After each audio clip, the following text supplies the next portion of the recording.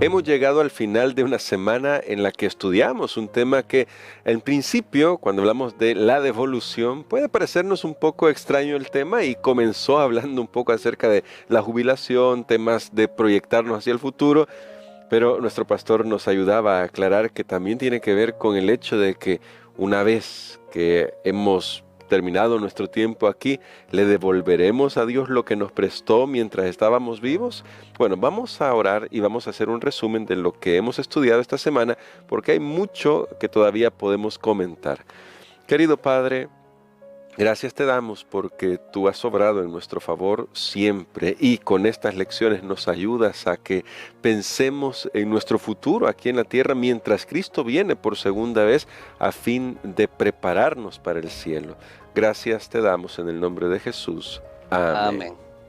Considerando, pastor, esa temática y cómo usted nos ayudaba a comprender por qué esto de la devolución, quizá lo primero que surge en la mente es, bueno, pero hay ejemplos bíblicos de personas que sí, cuidaron de su familia, velaron por su familia, pero luego lo que tenían lo dejaron de tal manera que sirvió para la causa de Dios, y ese legado de alguna manera hasta nos ha impactado a nosotros. Totalmente, sí, tenemos ejemplo en las Sagradas Escrituras, dos grandes hombres, puedo mencionar en este momento del Antiguo Testamento. Ahí tenemos a Abraham y tenemos a David. En el Nuevo Testamento tenemos personas que ya en una edad adulta, bueno, recordemos que Cristo no había venido y formaban parte del pueblo de Israel, y después, al conocer el mensaje de Jesús, decidieron aceptarlo. Ahí tenemos un ejemplo, Nicodemo. Sí. Nicodemo fue una persona que era muy acaudalado en su época, una persona muy importante, pero que después que se hizo cristiano en vida, él empezó a dar para la causa del Evangelio de Cristo hasta que se quedó sin nada. Wow. Y finalmente él murió pobre en los bienes de este mundo. Ese fue, y cuando estamos hablando de devolución, aprovecho esa historia de Nicodemo para decir que esa devolución, que no estamos hablando ahorita de lo básico, que es dar los diezmos y ofrendas. Claro. Estamos hablando del nivel supremo de la mayordomía, que es de las propiedades que ya nos han quedado, que las hemos conseguido después de dar a Dios los diezmos y la ofrenda, o sea, ya sea el 80% o el 85%, lo que nos quedó después de dar los diezmos y ofrenda. Hemos hecho propiedades, casas, carros, cuenta en el banco, acciones, lo que sea. De eso, ahora regresar al Señor, porque al final Él sigue siendo el dueño de todo. Entonces eso puede decidir hacerlo en vida, paulatinamente, o decidir hacer un testamento, y ya cuando la persona no esté, entonces se dedica directamente a estas causas. Pero vayamos a la Biblia y veamos un ejemplo que yo creo que es bien claro de este legado espiritual, que de paso este fue un ejemplo de legado espiritual que se comenzó a hacer paulatinamente en vida, pero que se aseguró que al final también se diera una continuidad, lo que sería ahora como un testamento. En el primer libro de Crónicas, vamos a los dos últimos capítulos, aunque no vamos a tener la oportunidad de estudiar todo, pero ahí tenemos la historia del rey David, cuando él ya designa a su sucesor, en este caso a Salomón. Él designa a Salomón como el sucesor, y ahí en estos dos capítulos tenemos todo el discurso de el rey David, pero es interesante lo que David hace, porque él había tenido el propósito de edificar una casa ya permanente.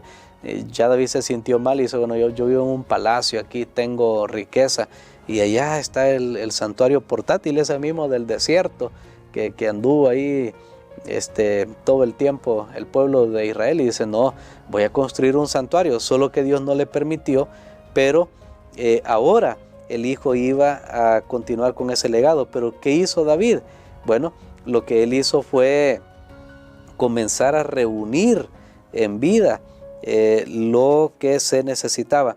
Y vamos a ir al capítulo 29 y vamos a leer los versículos 1 hasta el versículo, hay muchos versículos, pero vamos a leer hasta el versículo número 5. Que dice así: Después el rey David dijo a toda la asamblea: Solo a mi hijo Salomón eligió Dios.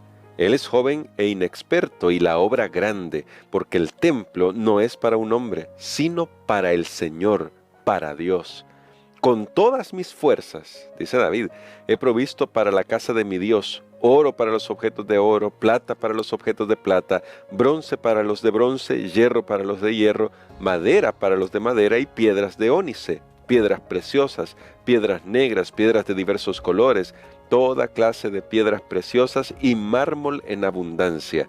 Además de esto, en mi amor por el templo de mi Dios, guardo en mi tesoro privado oro y plata que doy para la casa del santuario, además de lo que apresté para la casa de mi Dios. A saber, 3,000 talentos de oro de Ofir y 7,000 talentos de plata afinada para cubrir las paredes de la casa, oro para los objetos de oro y plata para los de plata y para toda la obra de los artífices. Ahora pues, ¿quién quiere ofrendar hoy voluntariamente para el Señor?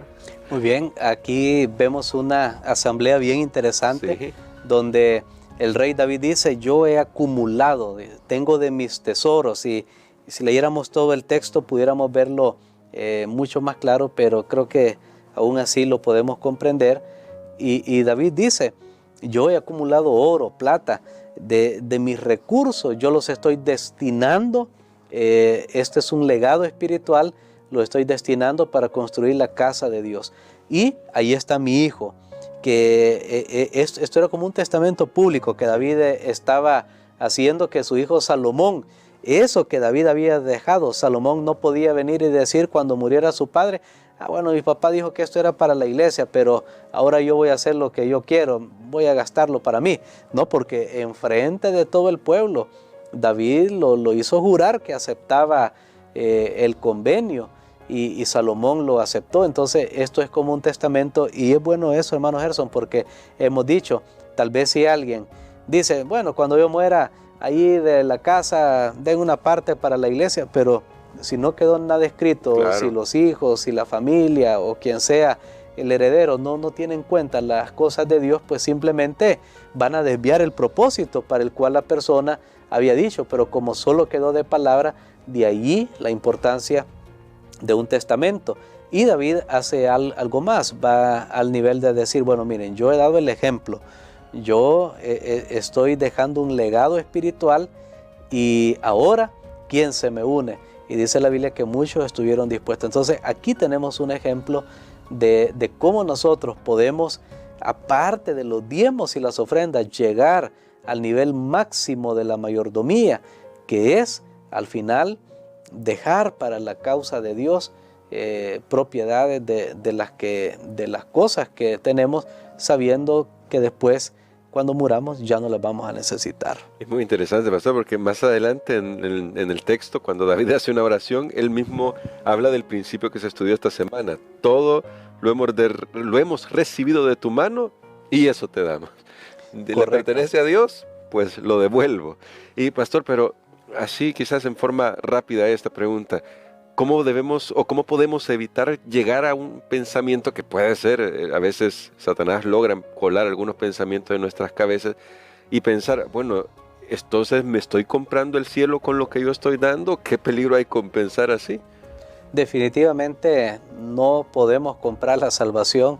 Jesús lo dijo: aunque un hombre diera todo el mundo por su alma, no alcanza para pagar. Entonces no es por obras la salvación, es por gracia. Pero cuando esa gracia opera en el corazón del creyente, entonces se manifiesta en un espíritu de generosidad, de dadivosidad, porque reconoce, y no es por ser buena gente, bueno, es que soy buena gente, no, hay una base filosófica, y es que reconoce que Dios es el dueño de todo, y lo sigue siendo, aún ese 80% que me quedó, ese 85%, después de dar los diezmos y ofrenda, de eso también Dios tiene propiedad. Pero como Él ha decidido que somos sus administradores, nos permite que con eso nosotros tranquilamente hagamos nuestra vida aquí. Pero cuando ya llega el momento que una persona va a morir, entonces es la gran pregunta, bueno, y lo que ha hecho, y la casa, la historia, la parábola que estudiamos al principio, okay, la casa, las tierras, las cuentas de banco, ¿de quién será ahora? Y aquí es donde nuevamente yo estoy enfatizando esto porque es un tema que casi no tocamos, casi no estudiamos este tema. Y entonces ahí va la pregunta, ok, ¿de quién será? También de eso podemos devolver a Dios, porque al final Él ha sido el dador de todo. Y finalmente, pastor, porque sabemos que nuestra bendita esperanza es que Jesús viene por segunda vez. Está prometido en la Biblia, está profetizado en la Biblia, Jesús va a volver. Pero aunque se nos pide que seamos generosos, también Dios espera que seamos sabios en el uso de esta generosidad, porque, pastor, resulta que, y no es nuevo, este tema no es nuevo, hemos visto, hemos oído, y van a seguir habiendo movimientos, grupos que ponen una fecha aquí, ponen una fecha allá, se muestran alarmistas sobre un acontecimiento X, tantas de estas cosas, y resulta que ellos dicen, y para poder hablar más rápido de esto, mándenos sus fondos a nosotros. ¿Cómo debemos tener cuidado con eso? ¿Qué podemos hacer para tener cuidado con eso de no desviar el dinero de donde Dios ya lo ha dispuesto, siendo que vamos a seguir escuchando este tipo de movimientos en los que se crea alarma para captar dineros y al final no se cumplen fechas, no se cumplen los acontecimientos que ellos dicen porque se han alejado de la Biblia? Correcto, yo creo que Dios da la sabiduría y nosotros debemos saber cuál causa apoyar, dónde está la obra de Dios. Y para ponerlo muy, muy sencillo, Dios está dirigiendo un pueblo. Amén. Hay una organización, cuidado con esos movimientos independientes que muchas veces dicen, no, es que nosotros sí somos los puros, somos los que están santos, somos los que no estamos contaminados.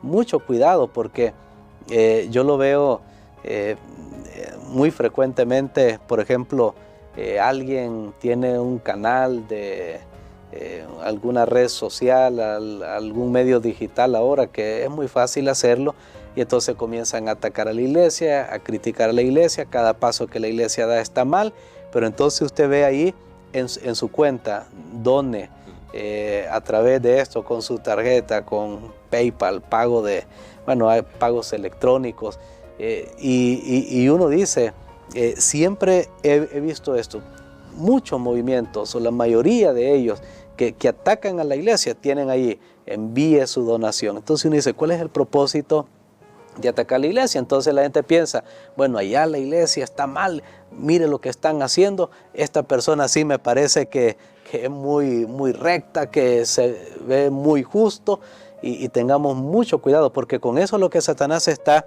haciendo es dividiendo, es desviando el dinero que debe ir a la causa de Dios, que predique el evangelio en todo el mundo, y ponerla en otro lugar. Y yo quiero decirles algo, hermano, la iglesia no es perfecta. Cuando digo la iglesia como organización, como individuos, como iglesia local, no es perfecta, pero es el objeto al cual Dios tiene suprema consideración en esta tierra. Él es la empresa más valiosa a la vista del cielo. Es la empresa más valiosa, es la empresa que Él fundó. Jesús dijo, edificaré mi iglesia. Y sabe que la iglesia tiene auditorías, tiene maneras, desde la iglesia local hasta las conferencias, asociaciones, como se llamen, dependiendo de dónde nos están viendo.